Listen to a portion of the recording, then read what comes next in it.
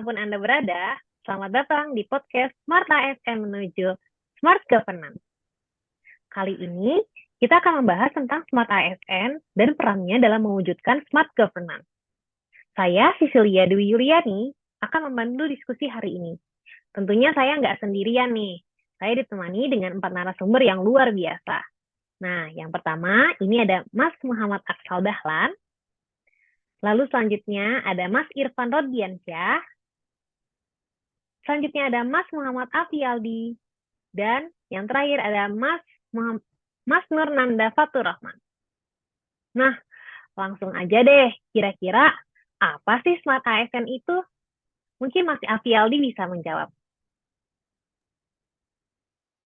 Smart ASN, apakah itu Smart ASN? Smart ASN adalah sebuah komitmen kolektif untuk meningkatkan mutu ASN menjadi lebih profesional, mengembangkan kepercayaan masyarakat, dan mengantarkan Indonesia menuju masa depan yang cerah dan berkelanjutan.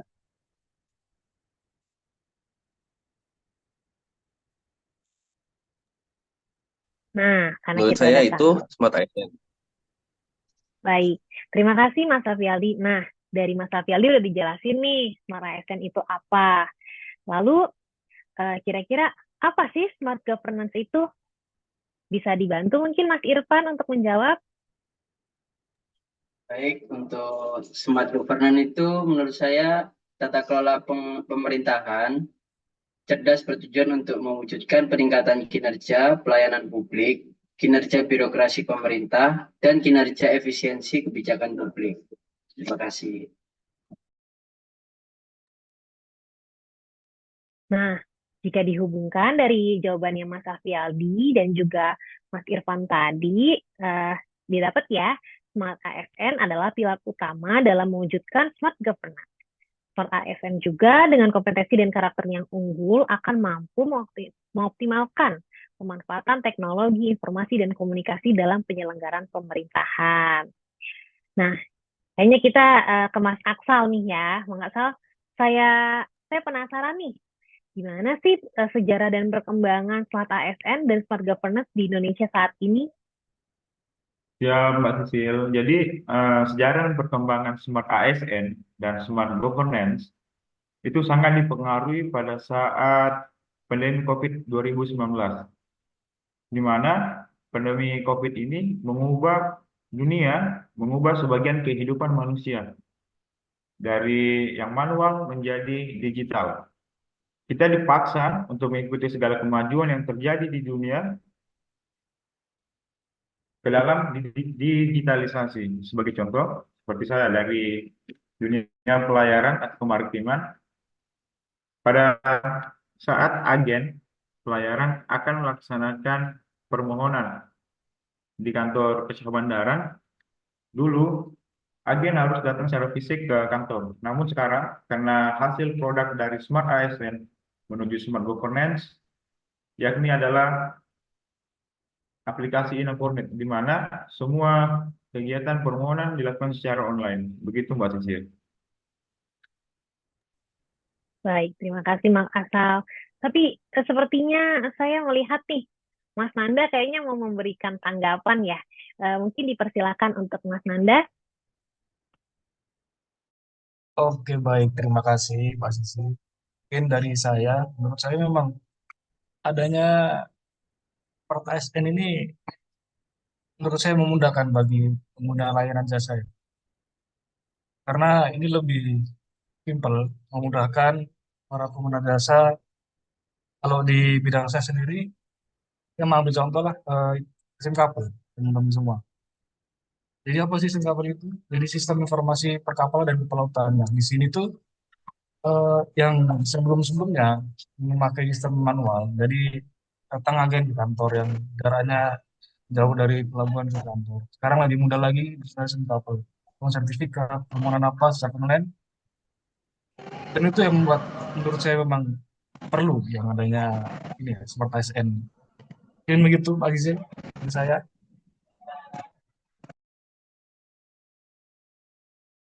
Mungkin Mbak Sisil, suaranya nggak kedengaran. Mohon izin Pak Gizil. Oh, Oh, mohon izin. pernah. Sepertinya tadi kayaknya Mas Alfialdi mau ngobrol nih sama kita nih. Mungkin Mas Alfialdi juga mau membagi share pengalamannya nih. Dipersilakan Mas Alfialdi. Ya, terima kasih Mbak Sil. Jadi untuk di Inaponet itu semua pelayanan sudah tersedia. Cuma kendala yang dialaminya itu contohnya saat jaringannya rusak atau ada maintenance perbaikan di sistem. Nah, itu sangat menghambat. Tetapi kami kan terbiasa menggunakan manual, jadi agen-agen juga sudah mengerti untuk cara melakukannya secara manual. Dan untuk meminimalisir pengeluaran pembayaran PNBP juga dapat dapat dikembangkan lagi dengan Inaponetnya. Terima kasih Mbak. Baik, terima kasih Mas Alfialdi untuk pengalamannya di share. Nah, selanjutnya nih, sepertinya Mas Irfan mau share nih sama kita ya. Mungkin pertanyaan untuk Mas Irfan nih, bagaimana sih peran pemerintah dalam mewujudkan Smart ASN dan Smart Governance di Indonesia dalam memudahkan pegawainya? Mungkin Mas Irfan bisa memberikan tanggapan? Untuk peran pemerintah dalam mewujudkan smart governance di Indonesia, yaitu diantara lainnya yaitu kebijakan dan regulasi. Pemerintah perlu mengeluarkan kebijakan dan regulasi yang mendukung implementasi smart ASN. Kemudian infrastruktur teknologi, pemerintah bertanggung jawab untuk menyediakan infrastruktur teknologi yang memadai, seperti adanya jaringan internet yang cepat, yang stabil, dan akses ke perangkat lunak yang sangat mudah. Kemudian pengembangan aplikasi dan sistem, pemerintah dapat mengembangkan atau mendukung pengembangan aplikasi dan sistem informasi yang memudahkan pegawai dalam melaksanakan tugas administratif. Kemudian untuk peran penting yang dalam mewujudkan ini di Indonesia yaitu pengembangan kebijakan, peningkatan infrastruktur digital, di antara lainnya yaitu pemerintah harus berinvestasi dalam infrastruktur digital seperti jaringan internet cepat juga. Kemudian peningkatan literasi digital, pemerintah dapat mengadakan pelatihan dan program pengembangan keterampilan bagi pegawai pemerintah untuk meningkatkan literasi digital mereka. Kemudian yang terakhir, pengembangan aplikasi dan sistem, pemerintah dapat mengembangkan atau mendukung pengembangan aplikasi dan sistem informasi yang memudahkan pegawai dalam menjalankan tugas-tugas administratif dan manajerial. Baik, terima kasih Mas Irfan atas tanggapannya. Namun sepertinya Mas Aksal ingin memberikan tanggapan ini. Mas Aksal, kira-kira untuk Mas Aksal sendiri nih, ada nggak sih contoh program yang telah dikembangkan Smart ASN di instansi Mas Aksal? Ya, terima kasih Mbak Sisil. Dalam peran utama pemerintah di di pengembangan aplikasi dan sistem, sebagai contoh program yang telah dilaksanakan dan dijalankan di instansi tempat saya bekerja sekarang, yakni program skema Raja. Skema Raja ini memiliki dua fitur, Mbak Sisil. Fitur yang pertama, sistem ini diperuntukkan untuk melaksanakan presensi atau daftar hadir pegawai, baik untuk pegawai yang bekerja di kantor maupun pegawai yang bekerja dari rumah. Ya, sistem kedua ini digunakan untuk sistem monitoring, di mana kegiatan dan penugasan kepada pegawai setiap harinya dapat kita akses di skema Raja itu, Mbak Sisil. Terima kasih. Baik, terima kasih Mas Aksal. Jadi dari jawaban Mas Aksal, enak banget ya. Dengan adanya sistem itu, kita semakin dipermudah untuk absen, bisa absen dari rumah, ataupun ketika WFH, ataupun ketika di kantor. Jadi lebih mudah karena absensi sudah mulai online ya Mas Aksal ya. Oke, Betul, Mbak Sisil. nah dari contoh yang sudah disebutkan nih sama Mas Aksal tadi, kira-kira Mas Nanda ada nggak sih nilai-nilai Smart ASN? Mungkin Mas Nanda bisa memberikan tanggapan. Mohon izin Mbak Cecilia. Jadi lebih tepatnya itu apa prinsip Smart ASN, Pak. Jadi ada delapan prinsip. Yang pertama ada integritas. Jadi memang dituntut untuk selalu bertindak secara konsisten sesuai dengan nilai norma etika organisasi, dan yang terpenting adalah kejujuran. Yang pertama, yang kedua ada nasionalisme. Yang ketiga, kita harus menguasai yang namanya teknologi. Jadi agar kami bisa meningkatkan efisiensi dan efektivitas dalam bekerja sesuai dengan teknologi.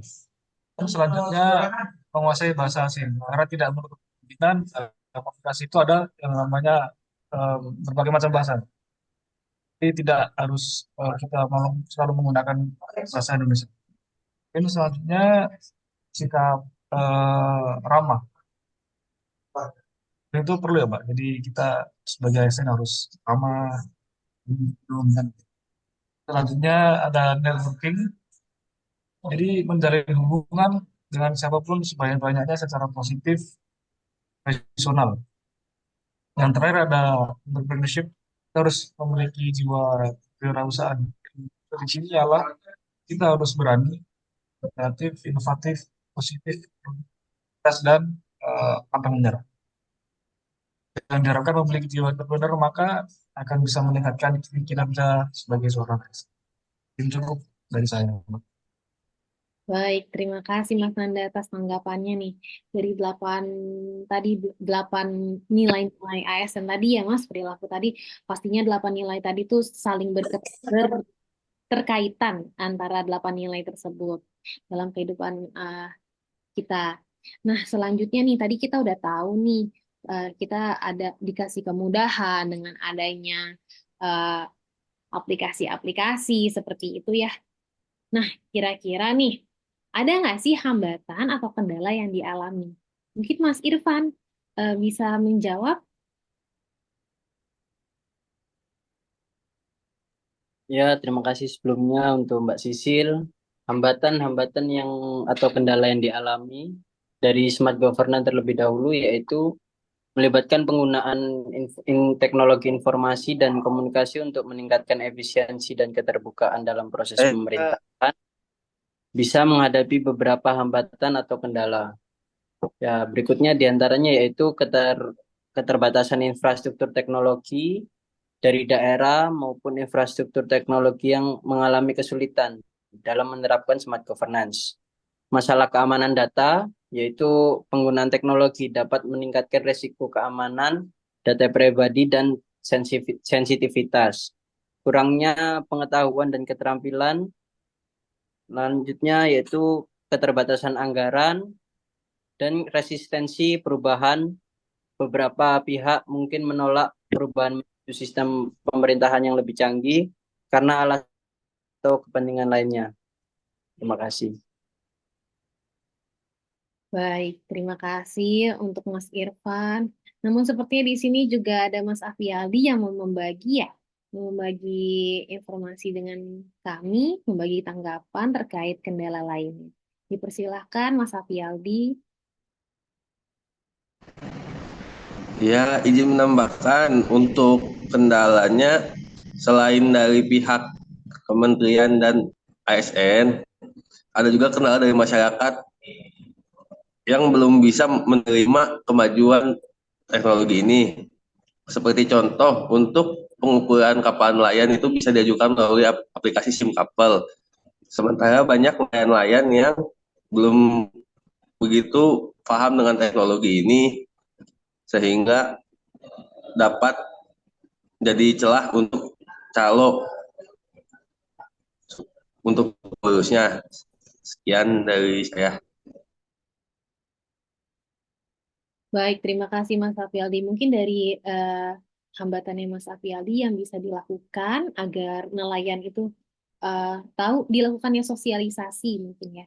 Jadi dari sosialisasi tersebut agar nelayan bisa tahu, jadi dia tidak usah melewati calo lagi seperti itu. Nah, kita sudah hampir di ujung pembahasan hari ini. Mungkin Mas Aksal bisa membantu untuk kesimpulan pada pembahasan kali ini. Ya, Silakan. Mbak Sil, dari obrolan kita tentang Smart ASN menuju smart governance.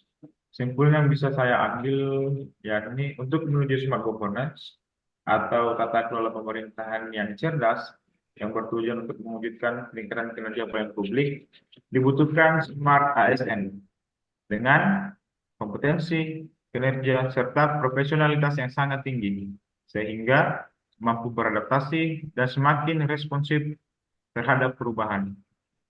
Sehingga pemerintah mengeluarkan kebijakan dan regulasi yang mendukung implementasi smart ASN seperti standar teknis dan keamanan data, serta pedoman untuk penggunaan teknologi dan berbagai aspek tugas ASN demi mewujudkan smart ASN menuju smart governance. Begitu Mbak Titi, kurang lebihnya.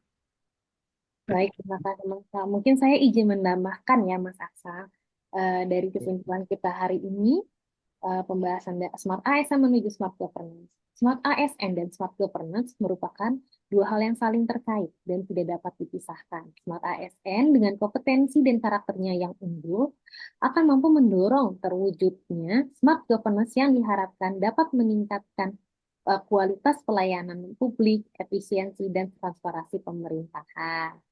Seperti itu. Nah, akhir kata saya mengucapkan terima kasih kepada narasumber dan pendengar podcast ini. Tentunya tidak lupa juga bahwa saya mengajak para pendengar untuk terus mengikuti perkembangan Smart ASN dan Smart Governance di Indonesia. Dan jangan lupa like, komen, dan share podcast ini. Sampai jumpa.